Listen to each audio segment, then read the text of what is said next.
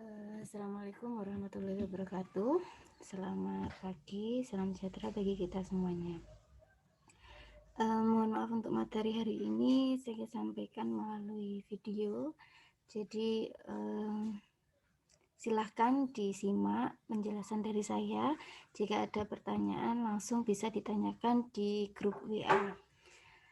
Untuk materi selanjutnya adalah sumber dana jangka pendek. Setelah kemarin sebelum libur hari raya dan libur tanggal merah kemarin ya, saya menerangkan terkait manajemen kas, manajemen piutang, dan manajemen persediaan ya. Ketiga manajemen itu adalah pengelolaan keuangan dari sisi aktiva di neraca. Kali ini kita ke sisi pasiva, yaitu sumber dana jangka pendek. Sumber dana jangka pendek ini adalah pendanaan atau jika perusahaan itu mengalami kekurangan pendanaan dan memerlukan tambahan dana, maka salah satu opsi yang bisa diambil adalah menggunakan sumber dana jangka pendek. Meskipun tidak menutup kemungkinan sumber dana jangka pendek ini nanti akan menjadi sumber dana jangka panjang jika diperpanjang, ditambah, diperbarui seperti itu ya, nanti akan menjadi sumber dana jangka panjang. Namun prinsipnya sumber dana jangka pendek ini adalah hutang dalam jangka waktu yang pendek ya, biasanya 1 tahunan. Yang nanti kalau diperpanjang setelah 1 tahun mau lunas, diperpanjang lagi, hutang lagi. Nah, sebenarnya itu mungkin nanti akhirnya berubah ke pengelolaan jangka panjang. Namun pada awalnya kan kita prosesnya adalah pendanaan jangka pendek. Nah, untuk pendanaan jangka pendek itu ada 2 ya teman-teman ya. Yang pertama pendanaan spontan dan yang kedua pendanaan yang tidak spontan. Yang pertama kita ke pendanaan yang spontan dulu, oke.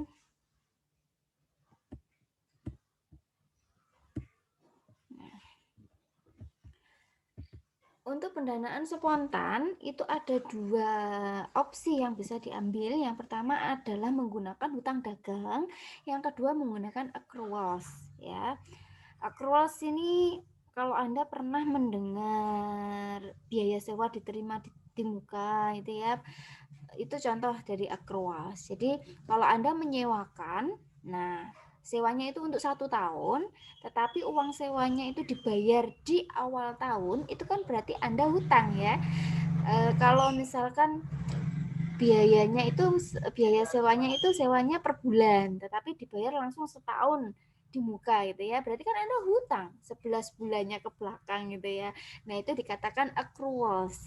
Nah, sedangkan hutang dagang itu adalah membeli barang, Anda membeli bahan baku misalkan ya, membeli persediaan untuk perusahaan Anda dengan pembayaran non tunai ya, tidak langsung pada saat itu ya. Non tunai bukan berarti menggunakan aplikasi seperti itu ya, tetapi pembayarannya dilakukan bukan pada saat Anda melakukan pembelian, itu hutang dagang. Baik, saya lanjutkan terkait hutang dagang. Itu ada tiga metode. Yang pertama menggunakan open account ya. Open account ini utang dagang yang paling umum ya, paling wajar yang biasanya dilakukan. Jadi ciri khasnya open account itu ya, itu kita tahunya faktor penjualan itu masuk open account atau bukan itu dari adanya ini, ada kondisi syarat pembayaran ini. Kalau ada 2/10 N/30, ini kan berarti persyaratan kredit ya, persyaratan pembelian kredit. Jadi bisa jika pembayaran ini dibayar 10 hari setelah pembelian akan mendapatkan diskon 2%. Jika pembelian ini dibayar 30 hari ya tidak mendapatkan diskon, dan itu adalah jangka waktu maksimal. Ini menunjukkan kalau pembelian ini dilakukan secara kredit. Nah, di atas ini ada kata-kata loko gudang pembeli. Ini maksudnya biaya dari penjualan itu ditanggung oleh pembeli. Jadi nanti biaya kirim, biaya penurunan barang itu ditanggung ketika sampai di gudang pembeli. Kalau loko gudang penjual itu nanti sampai di gudang pembeli sudah clear, sudah tidak ada biaya karena biaya-biaya dibebankan langsung pada penjualan. Tapi loko gudang pembeli, loko gudang penjual itu tidak menunjukkan kondisi kredit atau tunai ya, bisa kredit bisa tunai, itu ada keterangan ini terkait biaya pengiriman aja, terkait biaya-biaya penjualan saja. Sedangkan yang pasti menunjukkan apakah ini faktur untuk penjualan kredit atau bukan, itu tampak dari adanya syarat pembayaran seperti ini. Nah, ini untuk yang open account. Jadi hutang dagang tadi ada 3 metode ya. Yang pertama open account ini ya. Ini yang biasa. Jadi pembayaran langsung dikasih waktu 30 hari. Tidak ada persyaratan-persyaratan yang lain gitu ya. Sedangkan metode yang kedua adalah notes payable. Nah, notes payable ini biasanya mungkin ya, jika dalam kondisi open account tadi, open account ini perusahaan tidak bisa membayar ya, perusahaan tidak bisa membayar 30 hari batas pembayaran tapi dia belum bisa membayar, dia mengajukan untuk perpanjangan pembayaran itu bisa menggunakan notes payable ya. Tetapi ini juga terkadang tidak hanya untuk kondisi seperti itu. Untuk beberapa kondisi agar lebih meyakinkan, agar lebih memastikan hutangnya akan segera dibayar ya, pasti dibayar tepat waktu, perusahaan menggunakan notes payable untuk meyakinkan bahwa dia tidak akan menyalahi hutangnya ya. Jadi notes payable ini adalah salah satu bentuk hutang dagang dengan memberikan pernyataan yang harus ditandatangani di atas materai. Contohnya seperti ini. Misalkan hutang 10 juta, membeli barang dengan kredit senilai 10 juta. Di sini ada pernyataan 60 hari sesudah tanggal tersebut akan membayar tanggal berapa, bagaimana gitu ya. Nah, tanda tangan di atas materai diketahui oleh direktur perusahaannya gitu ya. Ini yang metode yang kedua yaitu notes payable. Sedangkan yang ketiga itu trade acceptance ya, pembeli mengeluarkan draft dan melibatkan bank. Jadi pembelian itu nanti ya ada draftnya dan draft ini jadi ini sama halnya kita daripada ini ya, daripada ribet-ribet, daripada nanti saya harus newake gitu ya. Nah, ini menggunakan jaminan di bank. Jadi kalau kita punya akun di bank, nanti pembayaran hutangnya, pembayaran kreditnya dia harus melalui bank yang kita tunjuk ya. Jadi kita menunjuk bank ya. Ini misalkan perusahaannya Mitsubishi ini ya, perusahaannya Mitsubishi. Dia menunjuk bank ya, New York Bank itu ya, menunjuk untuk menarik utang. Ya, jadi ada semacam notes payable seperti ini, tetapi lebih formal lagi karena melibatkan bank sebagai pihak penengah. Jadi nanti kalau ada masalah, bank itu yang ikut menagih. Itu hutang dagang ada 3 ini ya. Jadi bisa menggunakan yang biasa saja open account ini ya, yang normal ya. Lalu bisa juga menggunakan notes payable, lalu bisa juga menggunakan trade acceptance. Itu yang terkait hutang dagang. Untuk akros tadi contohnya sewa dibayar di muka, pajak dibayar di muka. Ini jika kita menerima pembayaran lebih awal itu berarti kita kan berhutang ya secara teknis gitu ya. Itu dikatakan accruals ya. Jika ada pertanyaan langsung nanti didiskusikan di grup WA ya teman-teman ya. Selanjutnya, saya tadi bilang pendanaan jangka pendek itu ada 2, yang pertama pendanaan spontan, yang kedua pendanaan tidak spontan. Pendanaan spontan tadi kenapa kok dikasih nama spontan? Ya contohnya hutang dagang. Hutang dagang itu biasanya kalau perusahaan itu ya, setiap pembeliannya itu selalu dibayar 1 bulan kemudian. Jadi memang dia selalu membayar secara kredit. Nah, jika penjualannya itu lebih tinggi, otomatis ya hutangnya tambah tinggi, gitu kan ya. Jadi, itu mesti otomatis mengikuti, makanya dikatakan spontan. Begitu juga accruals tadi teman-teman.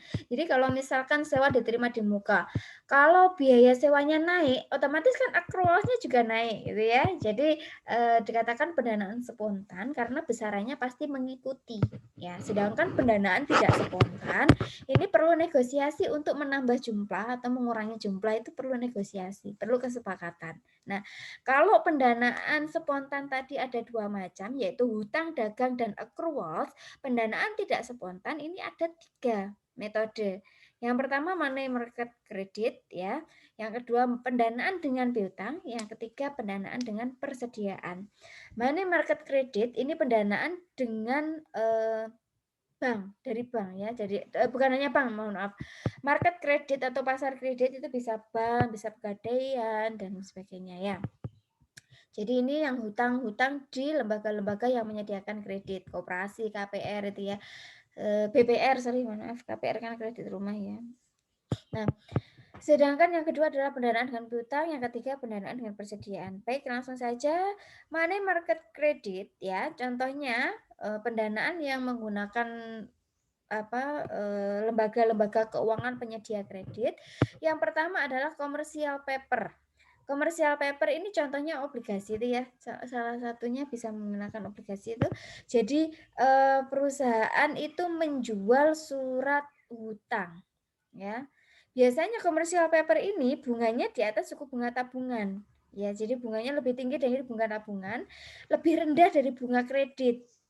Jangka waktu maksimal biasanya hanya 9 bulan maksimal ini ya. Bisa 1 bulan juga bisa, 2 bulan juga bisa, 3 bulan juga bisa gitu ya. Proses penjualannya bisa melalui dealer market, bisa melalui direct placement langsung penjualan, bisa melalui bank supported ya, melalui bank dan bisa melakukan banker acceptance ya. Nah, di sini jika menggunakan bantuan bank supported atau banker assistant ya, itu peran bank itu sebagai investor, sebagai arranger, sebagai paying agent, issuing agent dan selling agent ya. Sebagai investor, bank itu nanti yang mengambil untung ya, mengambil untung jika Anda membeli melalui bank. Jadi misalkan ini Anda punya perusahaan ya. Karena Anda membutuhkan tambahan dana, Anda membuat commercial paper. Commercial paper itu Anda jual melalui bank. Otomatis ya, bank kan kulaan commercial paper dari Anda. Jika ada orang yang mau membeli commercial paper, uangnya masuk ke bank. Awalnya kan masuk ke bank, dari bank baru diteruskan kepada kita. Nah, di sini bank mengambil keuntungan. Itu dikatakan peran bank sebagai investor. Sebagai arranger, bank itu bisa menetapkan harga. Kalau di dalam commercial paper itu kita menjual, kita satu lembarnya kita menjual misalkan 10 juta gitu ya. Bank itu bisa arrange ya untuk menjual itu kadang-kadang dia bisa menjual dengan bunga yang murah sehingga dijualnya misalkan 11 juta. Jadi bank bisa untung 1 juta. Paying agent ya sebagai agen untuk pembayaran, issuing agent sebagai agen untuk yang mengabarkan ada penjualan itu, dan selling itu sebagai penjualnya. Bentuknya seperti ini. Misalkan perusahaannya adalah misalkan Anda punya perusahaan ya, Georgia Public Power Supply System ya. Nah, Anda menjual commercial paper ini seharga $5.000. Nah, kalau ada perusahaan yang membeli komersial paper Anda ini. Jadi komersial paper ini Anda dibeli ya, dibeli oleh perusahaan. Perusahaan yang membeli itu akan membayar $5.000 kepada Anda. Nah, ini dan jangka waktunya berapa? Jika jangka waktunya misalkan tadi maksimal 270 hari atau 9 bulan ya. Bulan ke-9 itu Anda harus mengembalikan $5.000 itu kepada orang yang membeli, kepada perusahaan yang membeli tadi. Ya. Jadi, saya ulangi, Anda punya perusahaan namanya Georgia Public Power Supply System. Anda menjual commercial paper dengan harga $5.000 ya. Nah, jika ada perusahaan misalkan perusahaannya Anda perusahaan Indonesia ya, saya dari perusahaan Pertamina, saya mau membeli Georgia Public Power Supply System ini saya beli, saya dari Pertamina ini akan membayar $5.000 kepada Anda. Anda yang punya Georgia Public ini ya, saya yang punya Pertamina, misalkan itu seperti itu. Kalau saya mau membeli commercial paper Anda ini, saya membayar $5.000 untuk Anda, untuk perusahaan Anda. Nah, di sini Anda dapat tambahan dana, tambahan dana. Namun dikatakan jangka pendek itu ya tadi ya pendanaan jangka pendek karena jangka waktunya bisa hanya 1 bulan, 2 bulan, 3 bulan. Dalam jangka waktu 3 bulan itu Anda dari Georgia Public Power Supply System tadi, Anda mengembalikan uang saya $5.000 ya. Selama jangka waktu uang itu belum kembali, misalkan jangka waktunya 3 bulan, selama 3 bulan itu Anda memberikan bunga kepada saya. Keuntungan saya apa? Saya mendapat tambahan bunga dengan memberikan $5.000 itu kepada Anda. Ya. Keuntungan Anda apa? Anda mendapatkan tambahan dana $5.000 untuk operasional selama 3 bulan. Ya. Hutang tapi Anda kembalikan dengan tambahan bunga. Kok ribet sih Bu, kok nggak langsung aja dengan pinjam di bank? Ya namanya juga opsi gitu ya. Kalau misalkan Anda membutuhkan tambahan dana yang lebih cepat dari banyak perusahaan-perusahaan yang besar itu ya, Anda bisa menggunakan commercial paper ini. Kalau Anda hanya bergantung pada bank, kadang-kadang kan utang di bank, setiap perusahaan itu kan sudah punya hutang di bank gitu ya. Kalau nambah lagi hutang di bank nanti kan bunganya tambah besar lagi. Nah, mungkin Anda bisa menggunakan opsi menjual commercial paper ini. Nah, di sini nanti pembayarannya bisa dengan bantuan dari bank ya, kalau melalui bank ya. Ini kalau Anda dibeli, Anda akan mendapatkan bukti penerimaannya seperti ini. Nah, ini untuk bukti penerimaannya seperti tadi ya, notes payable-nya ya, kontraknya ya. Selain commercial paper, cara yang paling gampang, yang lebih gampang lagi adalah langsung kredit, langsung hutang di bank. Tapi ya seperti saya sampaikan tadi, setiap perusahaan kan biasanya sudah hutang di bank dari awal ya, hutang jangka panjang. Kalau ditambah lagi hutang jangka pendek dari bank, ya bunganya kan jadi berlipat-lipat ganda gitu ya. Kalau menggunakan commercial paper, itu tadi kan kita hanya membayarkan bunga sesuai pinjaman. Jadi kalau kita pinjamnya, kalau kita butuh uang misalkan di perusahaan Anda itu butuh $100 gitu ya. Kalau Anda langsung pinjam $100, Anda akan dikenakan biaya yang besar dan belum tentu di-ACC oleh bank ya. Karena kan agunannya Anda mungkin kurang, jaminannya mungkin kurang. Tetapi kalau menggunakan commercial paper itu bisa diecer. Ya, jadi Anda jual commercial papernya $5.000. Untuk $100 kebutuhan Anda, $100.000, berarti Anda membutuhkan berapa lembar commercial paper. Nah, itu Anda sebar. Sehingga Anda dapat tambahan dana dari banyak perusahaan. Nah, di situ kan Anda membayar bunganya kan sesuai penjualan itu. Kalau Anda jual $5.000, ya berarti bunganya, misalkan Anda menetapkan bunga 20% ya, berarti 20% kali $5.000 itu berapa? Kan lebih ringan, teman-teman. Nah, ya meskipun sedikit ribet, Anda harus ngurusin bayar bunga ke banyak sekali perusahaan gitu ya. Terus Anda harus nyebar commercial paper ke banyak perusahaan, pengawasannya harus ketat juga ya. Karena kan jangan sampai Anda membuat kesan buruk perusahaan. Adol-adol, telat ngewai bunga. Nah, nanti kan perusahaan Anda citranya akan memburuk. Nah, ribet. Kalau yang mau gampang, kredit jangka pendek langsung ya. Nah, bisa melalui lembaga pembiayaan. Lembaga pembiayaan ini bisa koperasi, simpan pinjam ya, bisa BPR, bisa bank, bisa pegadaian, bisa finance, bisa leasing dan lain sebagainya. Nah, untuk sistemnya bisa unsecured loan dan bisa juga secured loan ya. Jadi bisa menggunakan jaminan atau agunan fisik, bisa tidak menggunakan agunan fisik. Yang harus Anda pahami jika mengambil kredit di bank itu ada istilah-istilah. Anda harus cari tahu. Line of credit, kesepakatan maksimal kreditnya berapa. Revolving credit agreement, kesepakatan menambah jangka waktu jika belum bisa melampaui line of credit.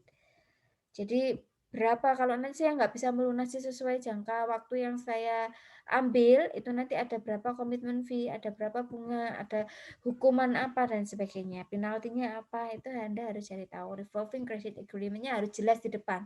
Kalau nggak jelas di depan, murah-murah di belakang Anda dibebani harus membayar 2 kali lipat seperti di rentenir itu, wah itu nanti akan merugikan perusahaan Anda. Yang ketiga, Anda harus tahu jika kredit itu berdasarkan transaksi. Jadi ada ya, kredit UMKM ada sendiri, kredit barang mewah itu ada sendiri. Itu Anda harus cari tahu ya. Jangan sampai Anda salah. Tujuannya untuk operasional, Anda ambil kreditnya kredit untuk pembelian barang mewah. Nanti bunganya mesti berbeda, teman-teman. Ya. Dan yang paling penting adalah Anda harus paham tingkat bunga kredit, bunga yang harus dibayar. Pertimbangkan dari kelayakan kredit, pertimbangkan juga dari kondisi keuangan Anda dan kondisi pasar, ya.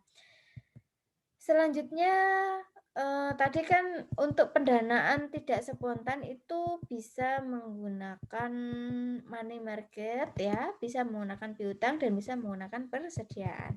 Terkait money market tadi bisa menggunakan commercial paper, bisa juga menggunakan langsung kredit di bank. Nah, selanjutnya yang terkait piutang. Piutang ini juga bisa dijadikan sumber dana jangka pendek ya, teman-teman ya. Piutang bagaimana piutang kok bisa jadi sumber dana? Yang pertama dengan cara pledging, yang kedua dengan cara factoring. Dengan cara pledging ya, piutang yang Anda miliki di perusahaan itu Anda jadikan jaminan. Misalkan Anda punya piutang, jadi perusahaan Anda itu memberikan kredit ke 10 perusahaan gitu ya. Jadi Anda punya piutang 10 gitu ya. Anda punya piutang 10. Anda butuh pinjam uang ke bank. Piutang 10 perusahaan tadi bisa Anda jadikan jaminan. Jaminannya utang di bank apa? Iki Pak, 10 piutangku ini buat sampean semuanya. Saya jaminkan. Jadi kalau saya tidak bisa bayar utang nanti ya, semua piutang saya dari 10 perusahaan ini ambilen. Nah, itu namanya pledging. Piutangnya dijaminkan. Biayanya apa? Kalau dengan pledging ini kan Anda dapat tambahan dana ya, Anda dapat tambahan utang ya. Biaya yang harus Anda keluarkan adalah biaya memproses. Karena dalam memproses ini, bank pasti akan mencari tahu, piutangmu iso ditagih gak? Piutangmu itu kreditnya macet apa ndak? Rugi aku mbek jaminan 10 perusahaan tapi gak iso ditagih kabeh. Engko wis sampean gak bayar utang, piutangnya juga gelem bayar utang, lah rugi saya. Nah, bank akan menganalisis seperti itu. Nah, untuk proses analisis processing fee ini semua biaya dibebankan pada Anda. Nah, ini hati-hati ya. Nah, bunganya kalau bank nanti akhirnya mengeluarkan misalkan 100 juta dengan jaminan 10 piutang Anda, berapa bunga yang ditetapkan oleh bank? Itu berbeda dengan bunga kredit. Bank pasti memiliki standar sendiri. Jika itu bunga kredit berapa, bunga tabungan berapa, bunga pledging berapa, dan masing-masing punya perhitungan sendiri. Processing fee nanti dibayar ya setiap periode untuk analisis piutangnya. Tadi seperti saya kasih penjelasan tadi ya. Cari tahu dulu 10 piutang Anda itu nanti bagus apa enggak. Ada risiko macet apa enggak. Itu yang akan dicari tahu, dianalisis oleh bank. Selanjutnya untuk factoring. Kalau tadi ini piutangnya hanya dijaminkan ya teman-teman. Kalau factoring ini piutangnya dijual ke bank. Jadi misalkan 10 piutang perusahaan Anda tadi Anda jual ke bank. Ya wes Bang, beliin ya. Saya butuh uang 100 juta untuk tambahan pendanaan perusahaan saya. Nah, sebagai gantinya 10 piutang saya ini saya jual. 10 piutang saya ini nilainya juga kurang lebih 100 juta. Jadi misalkan utangnya masing-masing itu 100 juta ya, 10 juta ya. Jadi kalau 10 piutang kan 100 juta gitu ya. Seperti itu. Nah, di sini ya nanti biayanya itu adalah biaya untuk penjualan ya, biayanya untuk penjualan. Nah, bisa maturity factoring ya, menjual semua piutang, bisa advance factoring, beberapa piutang saja yang dijual. Jadi bisa ya, wes daripada aku ribet-ribet nagih utangi ke 10 perusahaan tadi, piutang tadi tak kasihkan bank aja wes, semuanya nanti dikasihkan langsung ke bank. Jadi banknya akhirnya yang nagih semua piutang. Kita sudah dapat uangnya di muka, ya. Seperti itu factoring. Jika ada pertanyaan langsung ditanyakan di grup ya nanti ya. Yang ketiga, persediaan ini juga bisa dijadikan sumber pendanaan. Yang pertama ya menggunakan floating sistem atau metode floating. Floating ini adalah jadi ini Anda menjual ya persediaannya itu kepada kreditur atau pembeli persediaan Anda. Jadi semua persediaan satu gudang itu udah Anda jaminkan atau Anda jual ya kepada bisa bank, bisa perusahaan ya yang mau memberi Anda kredit. Nah, jika dengan metode floating ini Anda yang tetap mengelola semua persediaan. Jadi mulai dari perawatan gudang sampai penjualan persediaan itu nanti Anda yang mengelola, tetapi hasilnya yang menikmati adalah kreditur atau yang memberikan Anda hutang. Gitu ya, sistem floating. Yang kedua, settle mortgage agreement ya. Kreditur mengidentifikasi persediaan yang menjadi haknya. Jadi berapa hak yang menjadi kreditur, berapa yang menjadi hak Anda. Jadi misalkan satu gudang itu ya, yang 100 itu sudah Anda jual atau jaminkan ke bank atau perusahaan yang memberi Anda kredit, yang separohnya, yang 50%-nya itu masih milik perusahaan Anda. Nah, di sini dipisahkan, diidentifikasi. Berapa yang punyanya kreditur, berapa yang punyanya Anda, ya. Full versus financing agreement itu dipisahkan, ya. Tadi setelah diidentifikasi, tetap di gudang Anda, tetapi dibedakan ruangnya, ya, atau diberikan sekat atau diberikan perbedaan tempat, ya. Misalkan yang sisi kanan itu yang punyanya kreditur, yang sisi kiri punyanya Anda. Sedangkan terminal warehouse agreement itu diambil. Semua yang haknya dari kreditur itu diambil, ya. Ini nanti Anda akan dibebani biaya transportasi dan biaya pengelolaan. Baik kredit jangka pendek maupun jangka panjang ya, penentuan tingkat bunga itu sangat penting ya teman-teman ya. Anda harus benar-benar menganalisis dan memperhitungkan dengan seksama tingkat bunga yang paling efektif untuk perusahaan Anda. Jangan sampai Anda terbebani bunga yang sangat tinggi yang akhirnya memperkecil keuntungan perusahaan Anda. Untuk penentuan tingkat bunga efektif itu bisa menggunakan collect basis, bisa menggunakan discount basis, bisa menggunakan add-on basis, dan bisa menggunakan compensating balance. Ya, ini harus Anda cari tahu kalau Anda meminjam uang, khususnya pinjaman jangka pendek. Pinjaman jangka pendek itu biasanya bunganya kan hanya dibayarkan sekali ya. Jangka pendek tadi misalkan kurang dari 1 tahun itu ya. Atau 1 tahun lah maksimal. Anda hutang 1 tahun. Anda hutang 1 tahun gitu ya.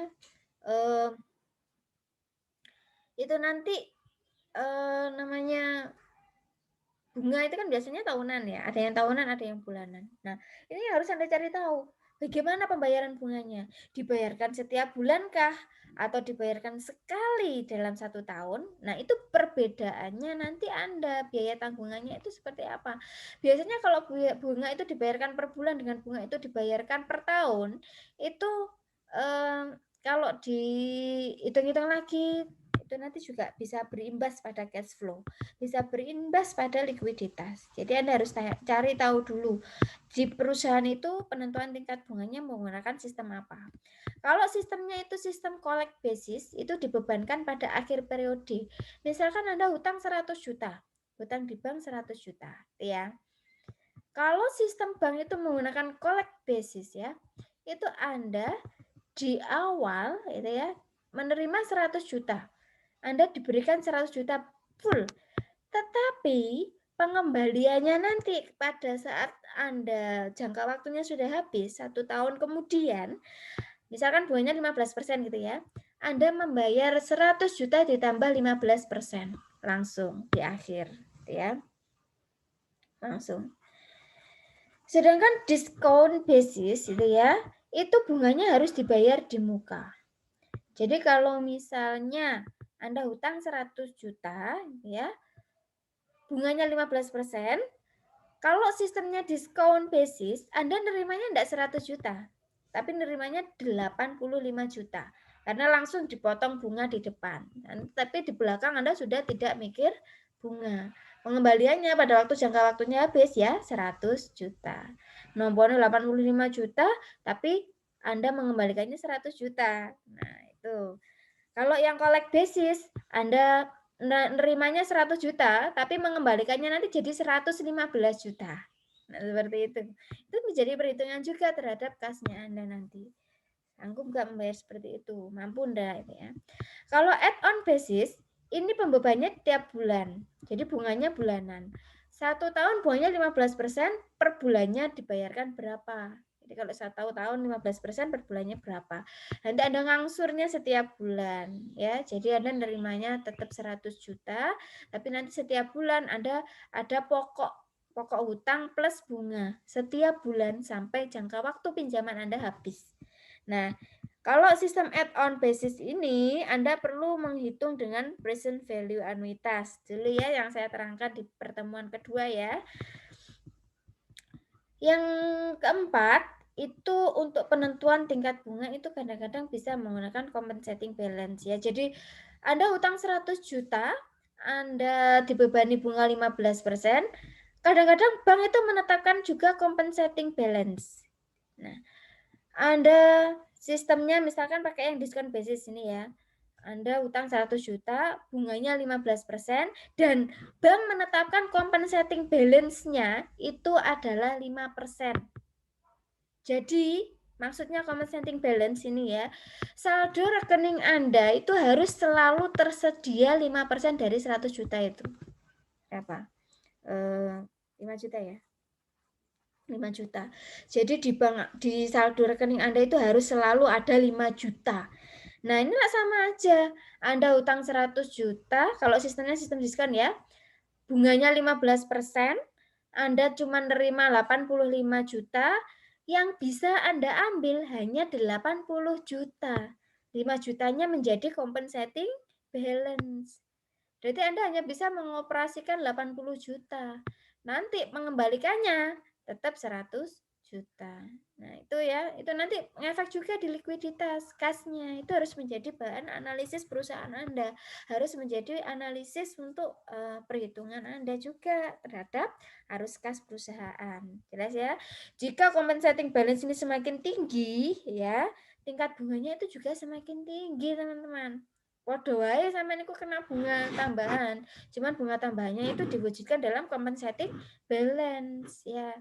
Ya tujuannya biar katanya biar rekening enggak kosong. Nah, tapi kok akeh men gitu ya. Itu compensating balance. Itu ada sistem compensating balance. Hati-hati kalau ada compensating balance.